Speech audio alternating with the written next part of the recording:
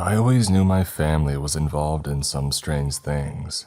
We never celebrated Christmas, Easter, or even Festivus. No, our main holiday was the overtide on the first full moon after the summer solstice. As my parents constantly drilled into my head, we were Reaperners, the few remaining mystics of an ancient path. The Reaperners devoted their lives to travel. We explored other worlds, other universes even.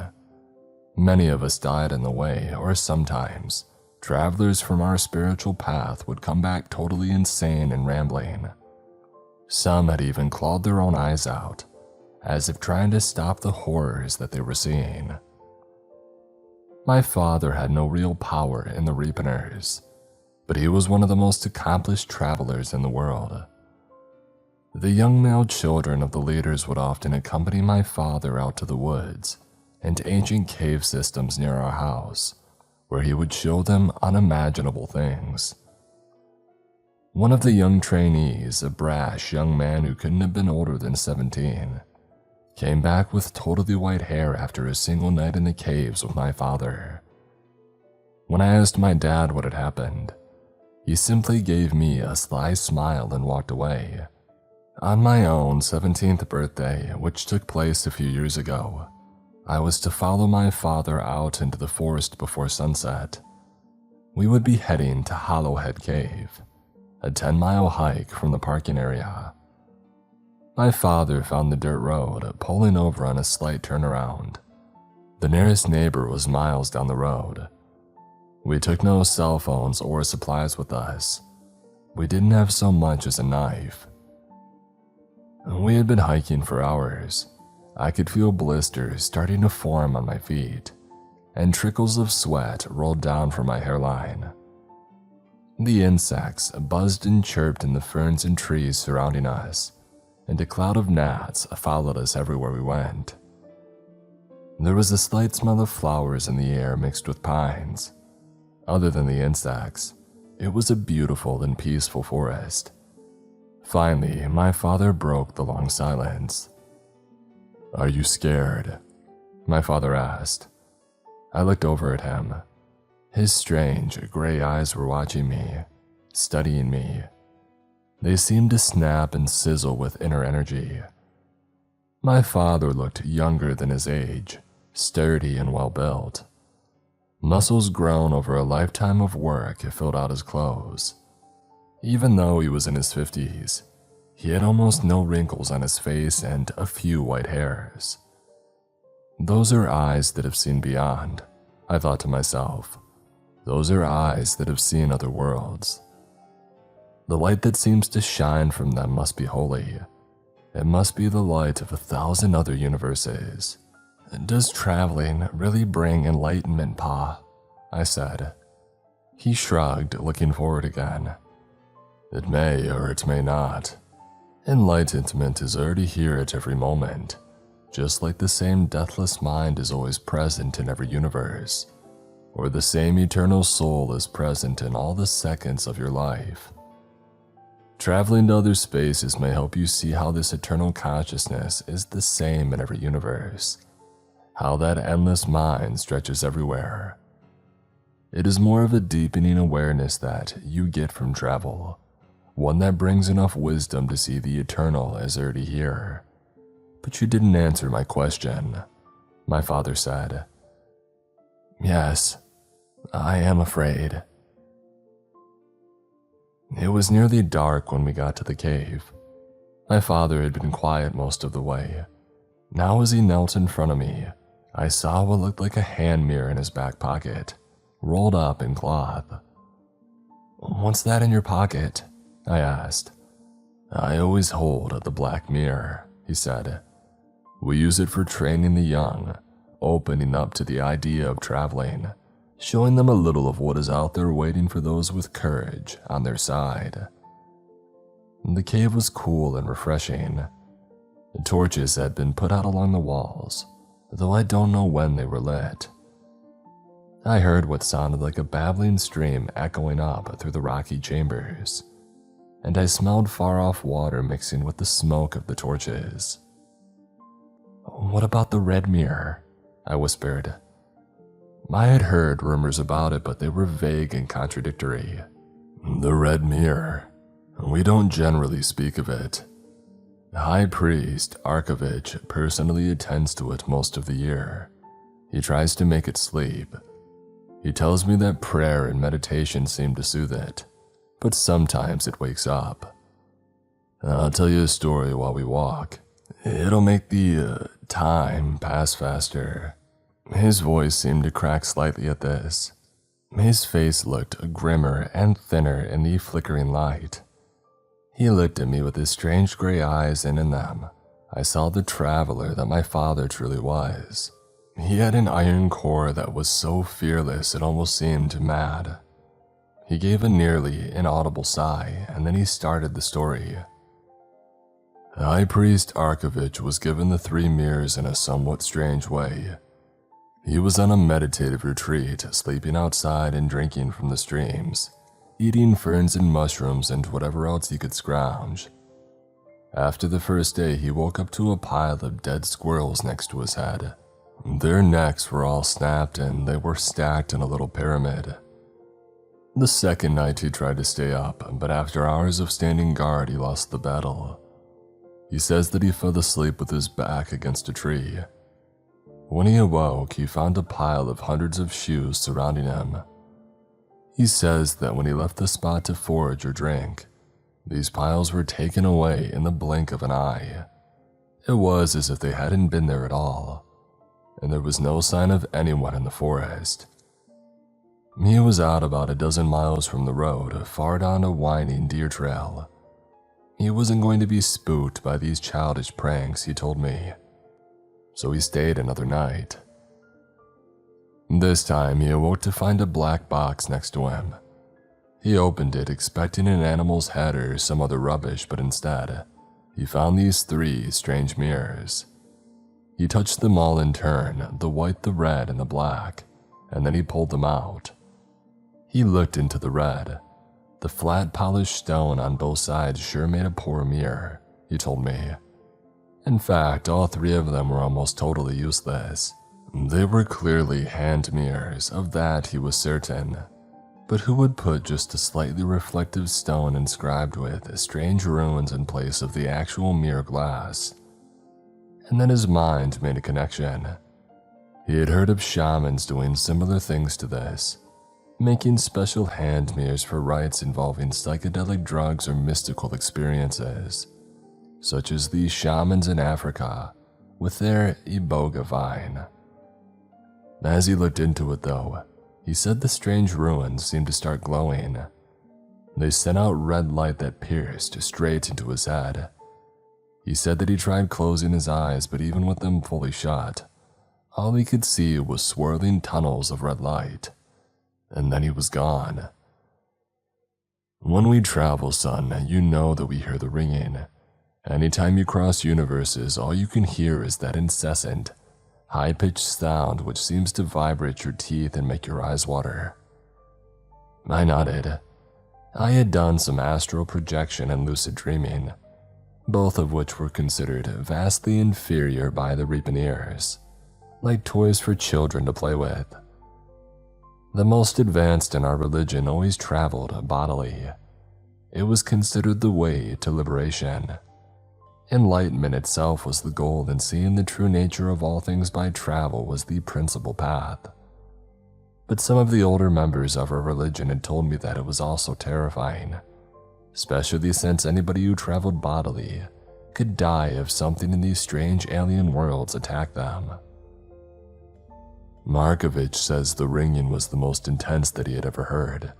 He said that he thought his head would split open. The red light still blinded him, but he felt himself floating. And then he felt the light receding and opened his eyes.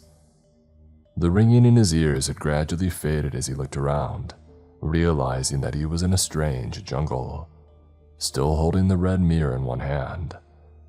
But the ruins had stopped glowing and faded back into the stone, and the mirror again just looked like a useless decoration. He says the trees of the jungle stretched hundreds of feet above him with slippery yellow trunks and thin branches periodically reaching out, Ferns taller than a man surrounded him. He could barely see over the thick vegetation. There were no cries of birds, no insects, no animals of any kind that he could see. And then he heard a rustling, just a slight movement. Turning, he saw a blood-red shape duck into the ferns. Arkovich began to run. He ran for his life. He didn't know what kind of world he was in, but he knew when he was being stalked. He heard more of those things and saw glimpses of that bright red hide they had. And then one jumped directly in front of him. It stood over 10 feet tall, with dozens of black eyes on stalks rising from the top of its thin oval head. Its legs were sleek and reptilian, like the legs of a velociraptor, and long arms with knife-like claws at the end. It opened its mouth wide, showing rows of parallel serrated teeth, and from a bulging orange sac in the back of its throat, it spit at him. Sticky white webs shot out and wrapped around his legs before he even knew what was happening. And then he heard dozens more of those things closing in on him from all around, ready to begin shredding his body. These were clearly the apex predators. He was stupid for not realizing why there were no animal sounds now. Likely the life in the area had gone silent, and moved on when they realized a herd of those things were in the area. As the nearest one bent down, hissing, silver streams of saliva running down its pointed chin, Arkovich picked up the red mirror. Instinctively, he traced his finger along the ruins, hoping for any sign of life from it. At once, it lit up, blinding him with the red light, and he felt himself floating again, the ringing in his ears. He awoke at his house nearly 20 miles away from where he had started just minutes earlier, still wrapped in webs. My father stopped in front of me. He had just come to a sharp turn in the cave, the rocks jutting out on both sides and making it thin and claustrophobic. I had to turn my body to slide through. I saw my father having more trouble with his larger frame, but eventually he pushed himself through, sweating and slightly scraped up. "Wow," I said. "Where do you think you went?" My father shrugged. "Son, the mirrors can send you anywhere at any time, but the red mirror in particular tends to send travelers to the worst places, where predators or demons are waiting. Other times, people have found themselves on nearly dead planets where strange robed beings floated in the mist. Arkovich's son used the red mirror and he never came back at all. The mirror just showed up back in Arkovich's office after his son had been missing for 3 days. We don't know where they went, and we don't want more people being lost in such a way. And now we are here," my father finished saying. I looked around, frowning. It looked like just another part of the cave to me, and then I realized that I did see something. Out of the corner of my eye, one of the walls of the cave, it seemed to shimmer and glow. Even when I got close to it and touched it, it felt warm, too much warmer than the other stone walls of the cave. It was only the space about the size of a door. "Yes, my son," my father said. "That is the gateway where we will send you through. Your test of manhood will be to see where the black mirror takes you." "If the red mirror took Arkovich without any door, why do we need this one?" I asked. My father leaned in close. "So that you don't come back 20 miles away at the bottom of a lake, or 2,000 miles away at the bottom of some volcano," he said. My heart was beating fast and my stomach had started to hurt. I was having second thoughts. "Okay, let's do this," I said. "Let's see where the mirror takes me." He nodded and took out these supplies for the ritual. With a prayer to the eternal mind, he handed me the mirror. It felt much heavier than it looked. Moreover, it was as cold as death. As soon as I had touched it, the ruins lit up, blinding me. Pure white light shot out of them, and the shimmering of the doorway was so intense now that I saw sparks and electricity. And then the wall opened. Every hair was standing up as I watched it happen, as if I were underneath a forming lightning bolt. All I could hear was buzzing, Holding the mirror tightly, I walked forward. Through the doorway. Instantly, everything went black and the buzzing and electricity had stopped. I opened my eyes in a strange place. The sun was warm and the wind blew so fiercely that during the strongest of gusts, I stumbled and feared that I may lose my footing. Looking around, I saw mountains with irons and other metals peeking out, forming sharp, irregular blocks at the bottom. The tops disappeared under thick, stratified yellow clouds that blocked out the sky. Even the sky here was more than a hazy orange silhouette in the impenetrable cold layer. I looked around, unsure of where to go. I could barely see any signs of life on this planet, besides some strange brown moss growing on the base of the mountains. I couldn't ask my dad or the mirror for help, but then I heard something. At first, I thought it was part of the wind, but I quickly realized that it sounded more like gurgling and screaming. I realized with horror that it was in English. "Help," the voice said. "Please, for the love of God, help me back before it comes." I followed the voice around some rocks standing nearly 20 feet high and found a man on the ground, bloody and missing a leg. He raised his head at my appearance and I realized that I knew who this was. It was High Priest Arkovich's son, the one that had gone missing a while back. It was almost hard to recognize him with stringy hair, blood-scraped skin, and nearly all his clothes were torn or missing. But I could still see it in the eyes and construction of the face. "It's okay," I said, leaning down. "I'll get you out, it's going to be okay." "No," he said. "It's coming back, we have to go now." He looked behind me and his eyes widened. "Oh God, it's too late." Without any weapon or even an idea of where I was, I turned to look at what nightmares this world held. The same ones that presumably had torn off or even eaten this poor man's leg. As soon as I saw it, I began to scream. At first, what appeared like the shadow of a huge hand stretched across the lifeless, hard-packed dirt of the strange planet. But this place may have had more life than I realized. With a cry, I realized that what looked like a black hand was just the shadow of the skittering, massive spider-like being that approached us in a blur. I turned back to Arkovich's son, whose name now came to me, Alaric Arkovich. "Oh God, get me out of here," Alaric screamed, his voice booming and echoing through the canyon. The massive mandibles of the spider creature flicked open and closed faster and faster, as if it could already taste the delicious, soft flesh of the injured man lying prone on the ground. Without thinking, I grabbed his outstretched hand and tried to drag him away from the beast, but I had no real hope of outrunning this monstrosity. It towered at least 20 feet in the air and looked to have a dozen sharp, branching legs, each stabbing into the hard dust with every forward step that it took. I grabbed the black mirror out of my pocket, screaming into it. Even though I was young at the time, I wasn't stupid and my instincts were still sharp.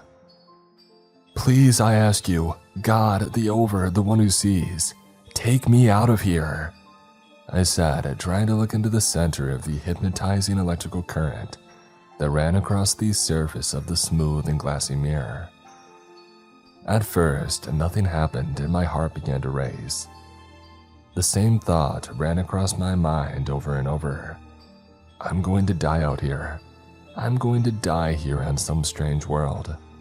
The mirror has undoubtedly failed me. It sees my desperation and mocks me. But no, that was the red mirror, the one who had led Arkovich's son to his mutilation, and perhaps had abandoned him. Was it only a fluke that I had come to this place, to what looked like an alternate Earth? A strange desert plain with massive insectoid monstrosities was not my idea of a vacation. And then the mirror began to change. Ruins that had been invisible only moments before now began to light up. I ran as fast as I could while dragging the still living man. I could only pray the mirror would be quick. I felt a strange vibration from Alaric's hand that I grasped. It felt like shaking or trembling, quick, desperate pulls in different directions, but my attention never wavered. Within moments, the mirror had sent me traveling. My vision went white and my ears rang, as always happens when we pass between worlds. A sense of exhilaration and pride filled my heart. I had done it. I had saved Arkovich's son. I phased back into being in the Hollowhead Cave, where my father awaited. His face looked stoic and blank, his eyes totally flat as he stared around at the stone. For a moment it seemed that he didn't see me at all. "Father," I cried, "I'm back and you won't believe it. Arkovich's son, Alaric. I saw him and I got him back." I had a sudden surge of energy, but then the whining of the light-filled doorway in the cave seemed to pierce deep into my brain.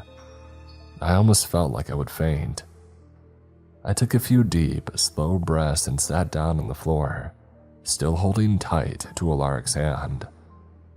My father looked down at me, his face pale, his mouth open in a silent expression of horror. I looked behind me, expecting to see Alaric's unconscious body, but instead I realized that I only held a dismembered arm, a sharp point of a bone sticking out of the bloody limb. And then I did faint and everything went black.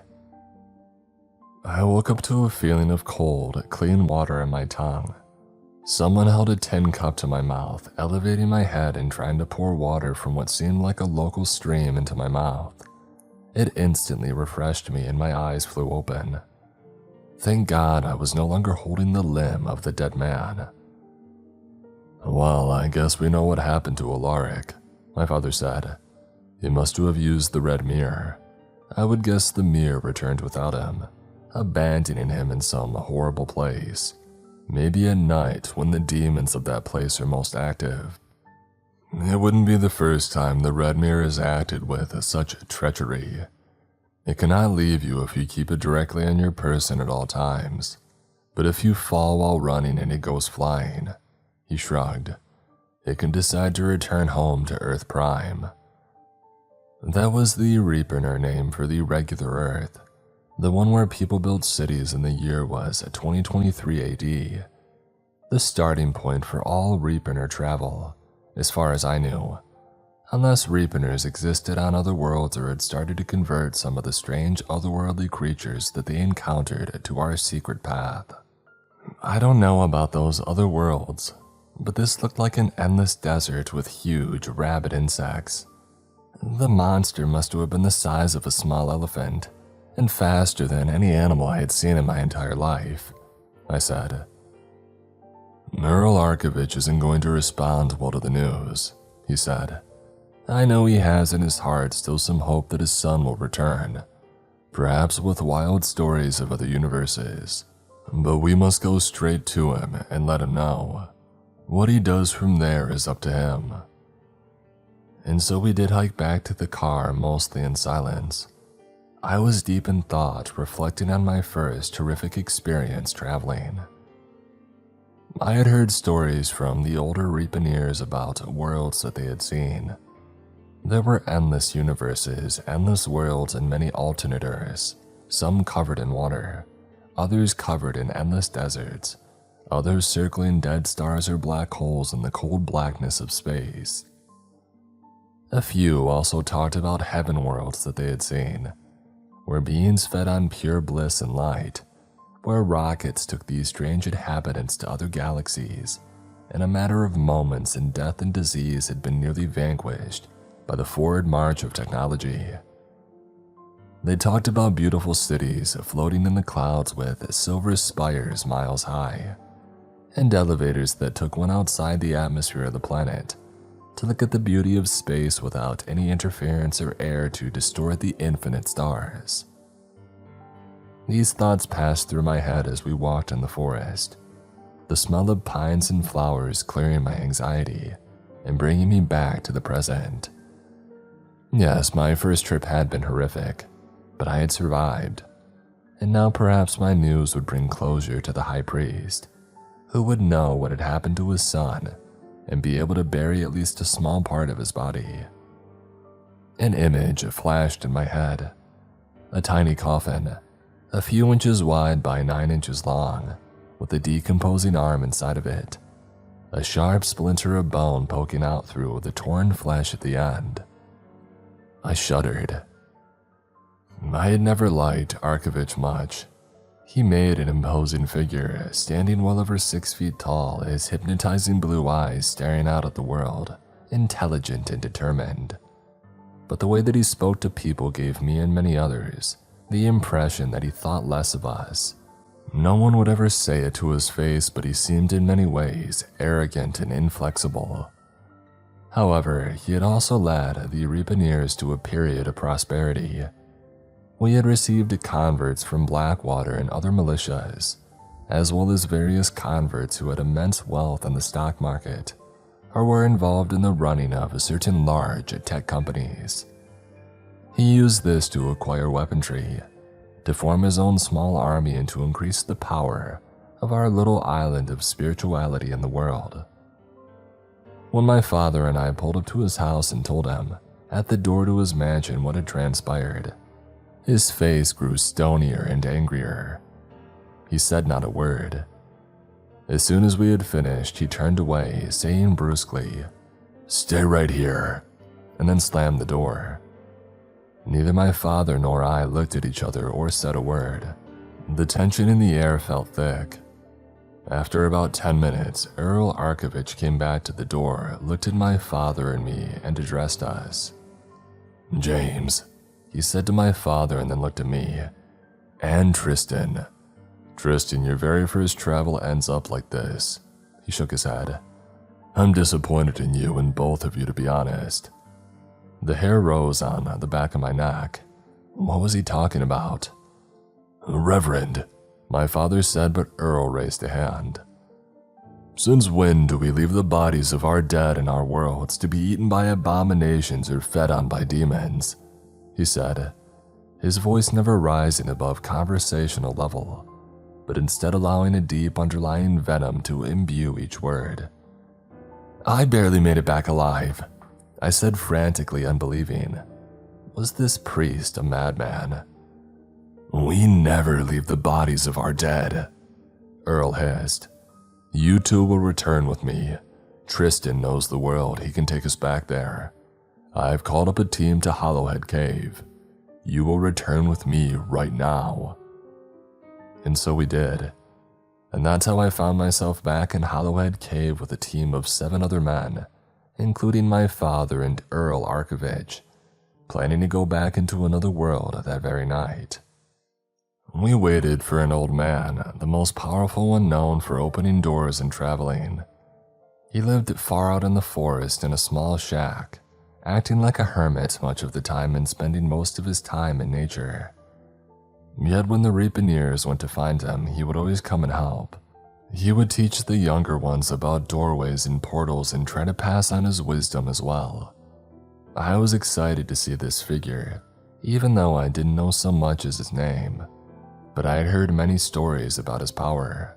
While we waited, a large black Reapanier named Samuel, who Earl had recruited from Blackwater, began to sort through our weaponry. My eyes bulged as I saw them pull out rifles with detachable flashlights and telescopic laser sights, as well as many extra loaded magazines and what I immediately recognized as grenades. They were the kind with the pineapple exterior to allow extra grip when throwing them. I counted 7 rifles and maybe a few dozen grenades. It looked to be quite an arsenal. They started handing weaponry around and handed one to me. I took the gun in my hands, looking at its beautiful craftsmanship, feeling the butt of its extendable stock against my shoulder. I felt immediately more comforted by the presence of weapons, even though deep in my mind I wondered how effective any such weapons would be against creatures from another world. As my mind ran through the encounter with this huge, spider-like being, and hairs began to rise on my arms, the gun began to feel a lot smaller. At that moment, the old man walked in, reminding me of depictions of Merlin or Moses that I had seen. His huge white beard extended down nearly to his waist, and he held a solid ironwood staff, the strange wood shining back in the torchlight of the cave. He looked at the mass of us assembled there, 7 Ripaneers in all armed with semi-automatic rifles and strapped with multiple clips and grenades all around their chests. "This is a tall order, Reverend," the old man said to Earl Arkovich, whose face had turned into a scowl.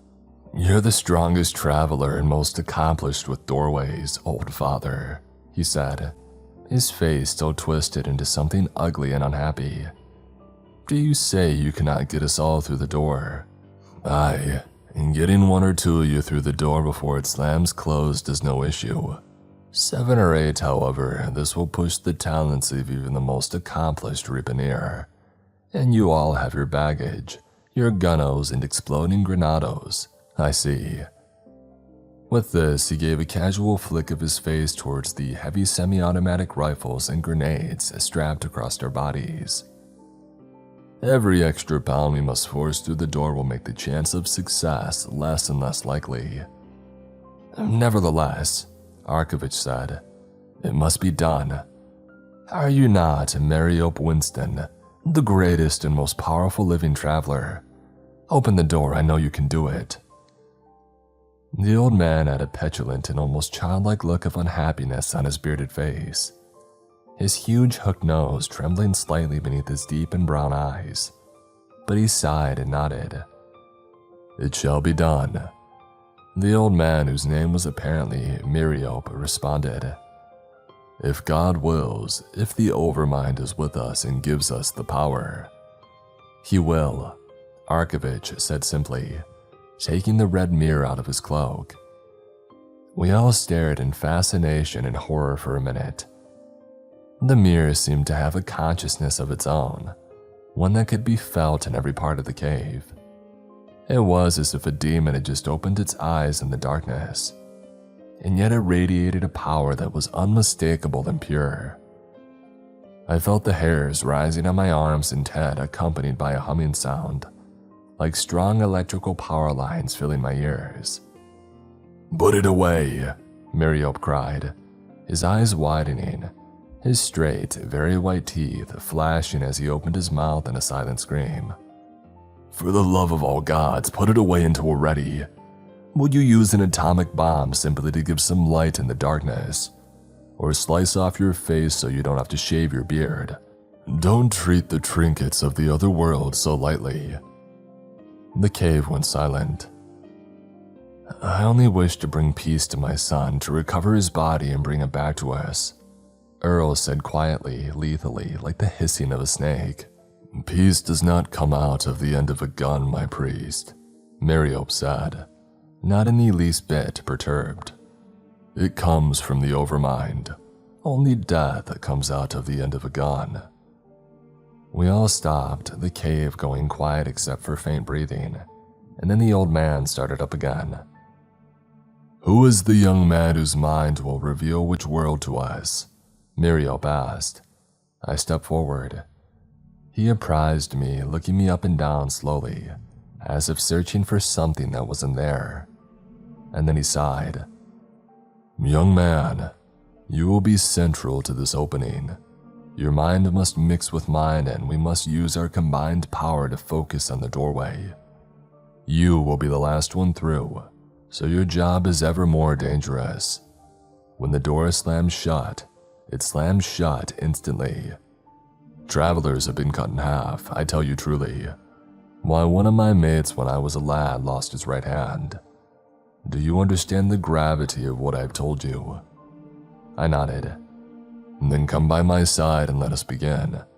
The night is drawing on, and strange things may be seen in the night over there as well, if it is night. I hope for your sake it isn't." With our guns and grenades now strapped onto our bodies with equipment Samuel had passed around and helped us fasten when necessary, we looked like a ragtag group of rebels. Many of the Ripaneers wore the coarse brown robes common to our religion, giving them a medieval, monkish appearance. Samuel did not, however. He wore brown desert fatigues and combat boots. Standing nearly 6.5 feet tall, his black skin shining and his huge muscles bulging, he was an imposing presence, and I felt the desire to stand near him when any battles erupted. He radiated confidence and deadliness. "Are we ready?" Earl asked, low, a slight tremor in his voice. The rest nodded. Miriop grabbed my hand. "What is your name, lad?" he asked in a quiet voice. "Tristan," I said. "My father is James." I pointed to him. "I care not for your father, lad," the old man said, not unkindly. "It is you who will carry the task to the end. You are the strongest and purest, and the youngest as well. I will wait here until you return, until I'm sure you will not." He grabbed my hand. "Now begin to meditate on the world you saw. You will be returning there." Earl saw that we were assembled. He pulled out the red mirror, going in front of the doorway in the cave, the one that looked like solid stone, impassable. The humming began immediately, and the poisonous presence filled the cave. But I closed my eyes and I focused on the world. I felt someone else in my mind, and I realized with horror that it was the old man. Miriop had telepathic powers somehow, and he saw my memories with me. I felt his hand twitch and what felt like a surge of electricity passed through our bodies, but it didn't hurt. "Focus harder," Miriop said through gritted teeth. "Focus on the door, focus on the world. Open the portal." I did, with thousands of images flashing through my mind, the way the sun had shone on the desert, the dead rocks, the many legs of the spider. I focused and sent this thought out front towards the door. "It begins to open," Earl cried in a loud, ecstatic voice, but I didn't open my eyes. "Focus harder," Miriop said. "We've almost got it." Sweating, straining, my eyes flicking back and forth under their lids, I concentrated. I put all of my energy into those thoughts on that door, and then I felt something give. "Behold," Miriop cried as he and I opened our eyes at the same time. "The portal is opened." The men began to run through, scrambling into a dark desert world on the other side of the stone threshold. When the last one was through, Miriop pushed me towards the door. I was sprinting, seeing the door closing. With one last bit of energy, I jumped through as I felt it slam shut behind me. A whoosh of air ran over my skin as the stone slammed back into the wall. In those last moments, I was still connected to Miriop telepathically, and I heard his one thought over and over as I went through the door. Once it closed, it stopped, but I kept hearing it repeating in my head nonetheless. "You think you go to a desert world? Nay, lad. It is a Hades world and it is night there. I will wait for you here, but it is a horrible place, and very few will return from such as that." And as I looked back, I saw Miriop's eyes. In the depth of his power, his eyes had widened, and I saw his pupils contracting and expanding rapidly. His eyelids fluttered up and down as if he were seizing. Strength flowed out of him towards the door, a current that seemed to twist the air, like a rising heat wave from a desert. That was the last thing I saw from this world before the nightmare began. When we came through, it was chaos. The red mirror dumped us in the middle of the night in the worst possible place, as it is known to do. And as I came through, my ears had begun to ring and my vision went white. When traveling between worlds, these things nearly always happened, knocking one off balance for at least a few seconds, as if a flashbang had just been thrown in the area. But as my vision cleared and my hearing returned, I was relieved to see that this planet was Earth. I could tell that much from the constellations and the moon in the sky. Some other Earth, yes. Perhaps in a universe where life had grown strange and terrifying, but still some form of Earth. In front of us stood a desolate camp. It reminded me of death camps that I had seen footage of, communist and National Socialist death camps where people were starved or frozen. Row after row of razor wire surrounded the camp, and a gate stood at the center. It had a sign above it, but it had seen so much sun and aging that the letters had faded to almost nothing. I saw no guards in the watchtower and nobody shot at us. The place radiated silence and death. But there was a smell that came from it, a smell like rot and crap and corpses. Around the camp I saw strands of webbing sticking to various fences and posts, covering the dilapidated barracks inside the camp that looked ready to collapse under the slightest breeze. "Is this it?" Earl asked from my side in a low voice. I looked around. The rocks looked similar, but I had only been in this world for a short time. And if the entire area looked like a rocky desert, what chance did I have of finding the exact same spot? "I believe we may be close. The webbing for one. That must be the creature who took your son." Behind us I heard people clicking off the safeties on their rifles. We began to walk towards the gate. I stayed by the side of my father and Samuel, letting Earl lead the way. As soon as we had entered, I heard a sound that sent shivers of horror through my body. It sounded like the breathing of a dying man with pneumonia, a raspy, gurgling breath that came from all around us, and that smell intensified immediately. The smell of death blew on the breeze towards us. When we had entered the camp, the gate swung shut behind us as if on its own accord. I turned jumping but saw no one there. And then they began to come out of the barracks. They were horrifying beyond words. Children in torn rags with rotten bodies. Long stringy black hair hung over their faces, and on their striped uniforms, blooms of dark red showed long dried blood. Brown streaks mixed with the blood in their eyes shone with hatred and malice as they approached from all sides. Hundreds of them gasped and shook. They reminded me of pictures that I had seen of children in Auschwitz. Their trembling, emaciated legs barely held up their weight. Their knees knocked together, the bones making a clicking sound. Some had their noses and cheeks eaten away by insects. Black swarms of flies surrounded them, eating their flesh and laying eggs as they walked forward, all staring and rasping at us, the treat in the center of all. "Shoot them!" Samuel cried, the one man who had kept his head in the terror of the moment. "For God's sake, do it! Would you have us all die?" That broke the stillness, and with a deafening roar, the rifles began to open fire. Those of my group on the outside of the circle disappeared first into the crowd of rotting, grasping hands. The cyanotic blue fingernails of the demonic children in the camp had what looked like dried blood and dirt caked underneath. They bit and clawed like rabid animals. One Reaponeer fell underneath a dozen of them. His face quickly turned into a mask of blood as they bit and ripped at his eyes, nose, and mouth. In his last fading moments of life, he pulled out the pin of a grenade and blew himself and all of his remaining grenades sky high. The force of the explosion shook the ground and knocked me off balance. My ears rang as I tried to back up, but found the fence at my back.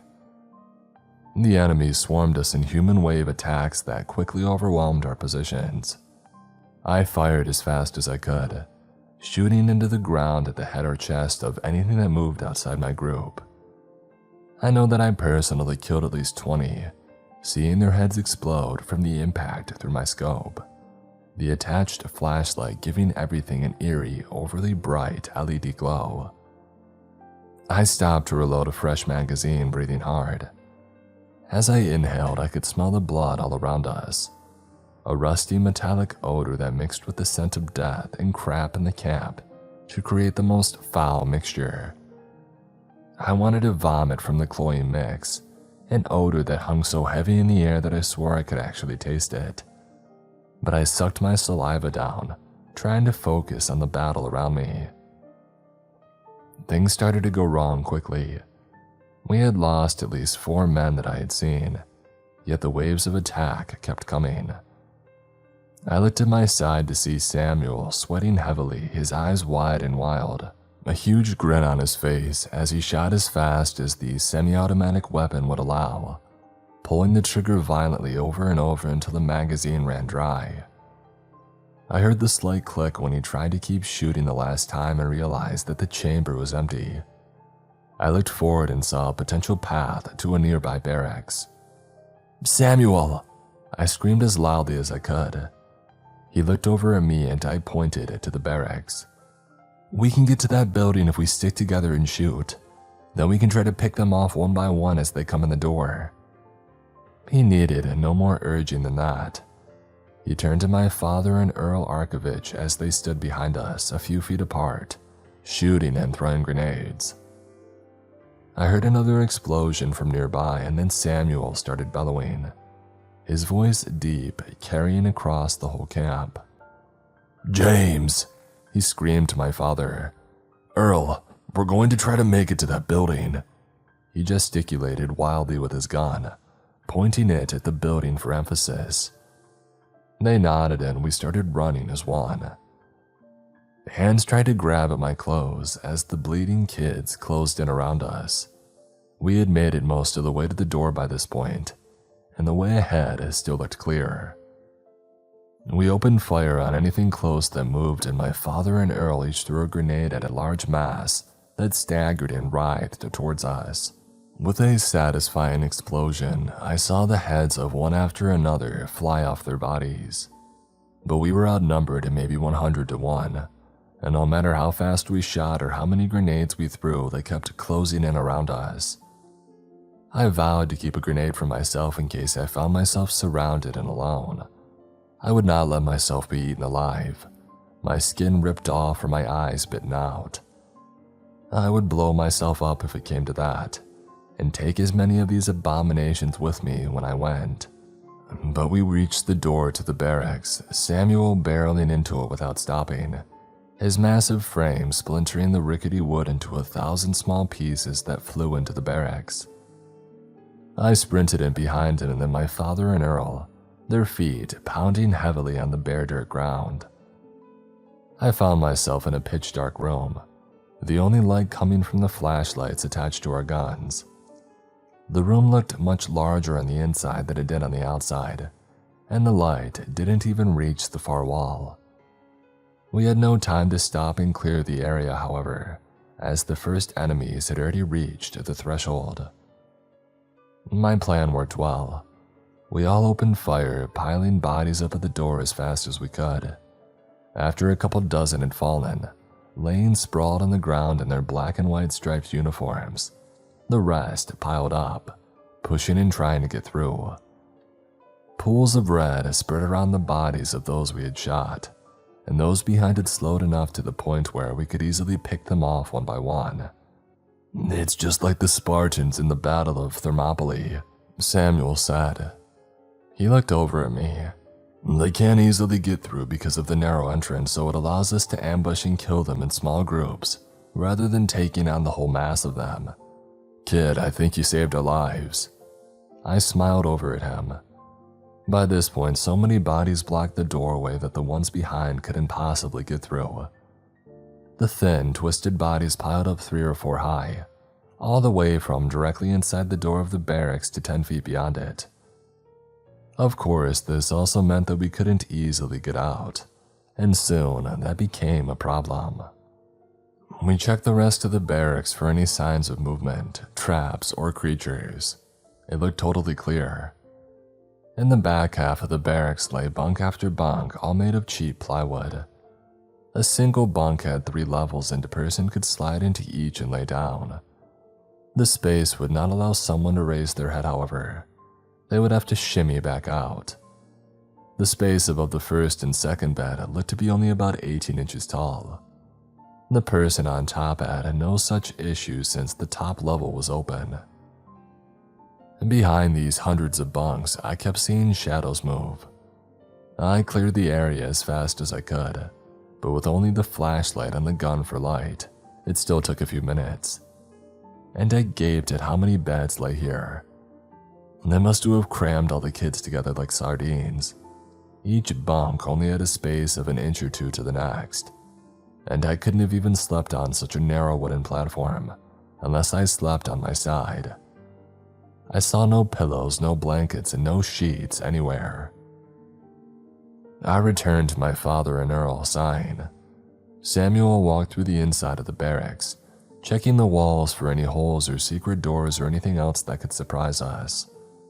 He found nothing, and then we were four again, standing in front of the pile of bodies. My father brought out some peanut butter crackers from his jacket, passing around a sealed, snack-sized packet to each of us. I realized just how hungry I was when my hands had wrapped around it. Ripping it open, I started eating the peanut butters quickly.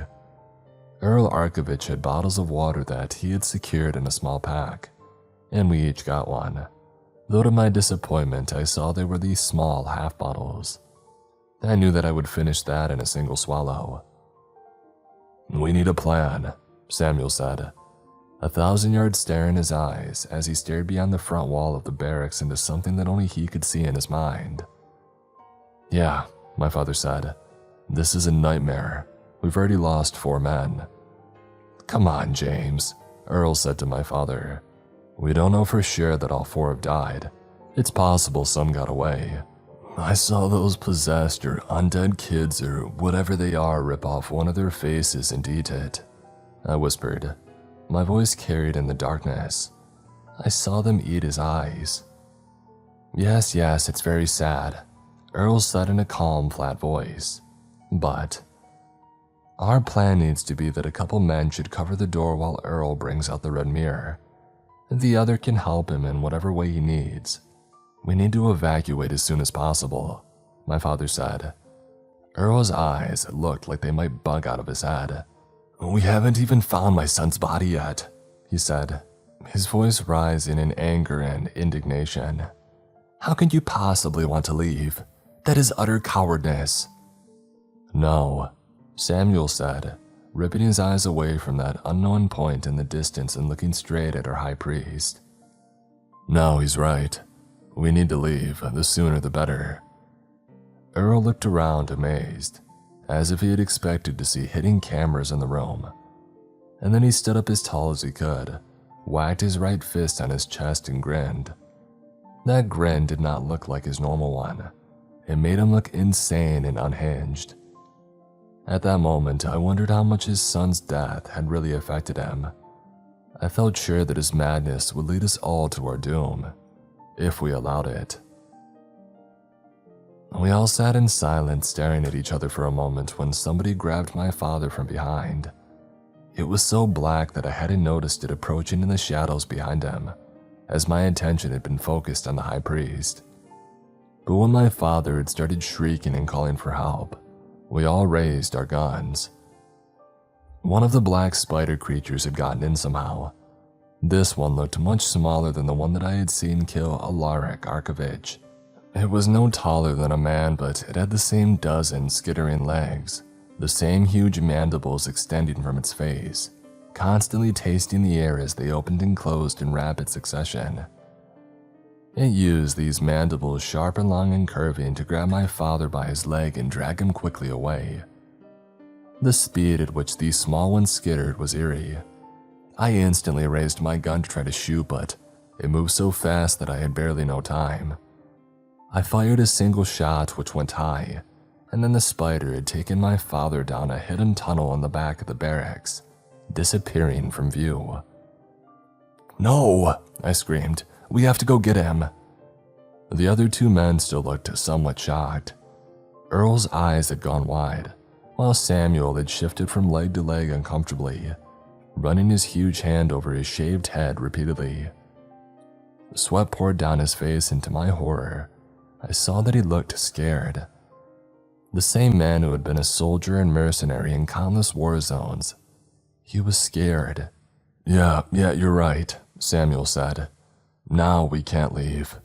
God dang it. We should have left immediately as soon as we had blocked the door. This place is a death trap." He shot an angry glance at Earl Arkovich. Samuel looked like he wanted to strangle the man. Earl didn't even seem to notice. His eyes had glazed over and he seemed to stare at nothing. "Let's do this," Samuel said, grabbing Earl by the shoulder and pulling him forward. We all started running. The hole in the ground didn't even look large enough for the spider to have gone through, though I assumed it could squeeze and morph its body into tight spaces, just like many insects on Earth. I wasn't surprised that nobody had seen the trapdoor. Dirt and filth absolutely covered every square inch of the floor of the barracks, and the seams of the wooden door fit perfectly into the rest of the floor. Underneath all that debris, nobody would have seen the seams anyway, even if we had far more light. The tunnel had been carved right out of the packed dirt. A man could walk through it if he crouched. Samuel might have trouble since he was extremely tall, but Earl and I wouldn't have much issue. I went first and started sprinting as fast as I could, hoping to catch up with my father. I heard the other two drop down in the dirt behind with a dull thud and the pounding of their steps. I didn't look back, but only focused on navigating the winding dirt tunnel. It seemed to go on forever. After about 10 minutes of running, crouched down and carrying my gun and gear, I was tired, but I kept pushing myself, remembering the screaming face of my father. I kept hoping it wasn't too late. After 15 minutes of running, the tunnel opened up into a cavern filled with rocks. I could stand up straight again. The ceiling extended 20 feet above me with filthy drops of water dripping down on my head and making the rocky floor slippery. I saw remnants of what looked like spiderwebs sticking to the walls, wispy and falling apart as if ancient. A few seconds later, Earl and Samuel emerged behind me. With the opening of the tunnel, we could walk side by side. If we had to start shooting, then moving in a line didn't seem wise. The cavern continued to open up, until my flashlight no longer illuminated the ceiling far above me. The floor stretched hundreds of feet to my left and right, with sharp, rocky projections standing straight up.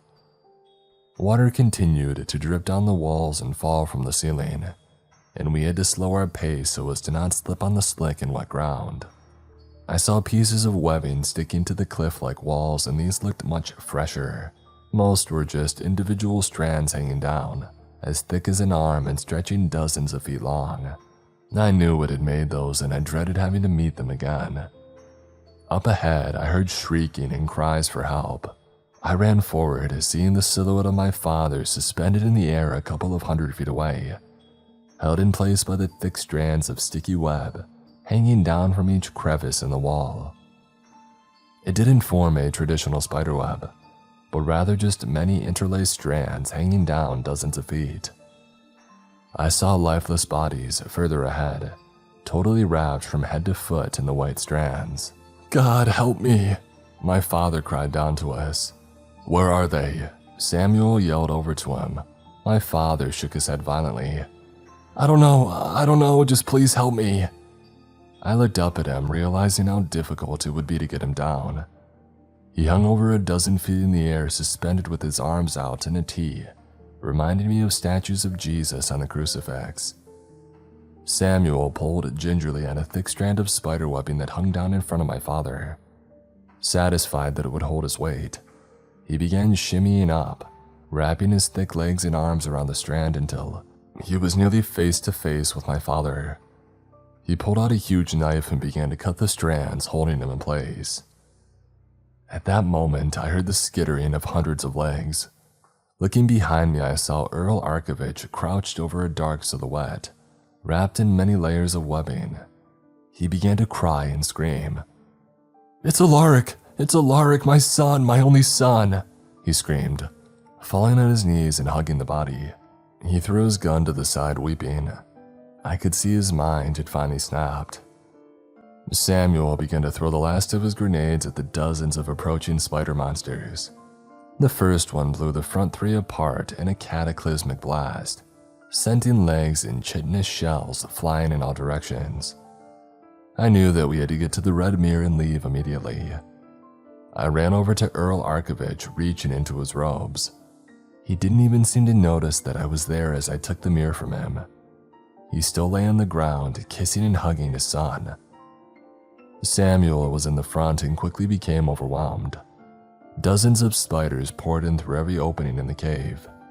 As my father ran over to me and I drew the mirror up to my face, activating the silver ruins, I saw Samuel pull the pin on his final grenade, holding it to his chest as the mandibles of the giant creatures bit into his chest and neck.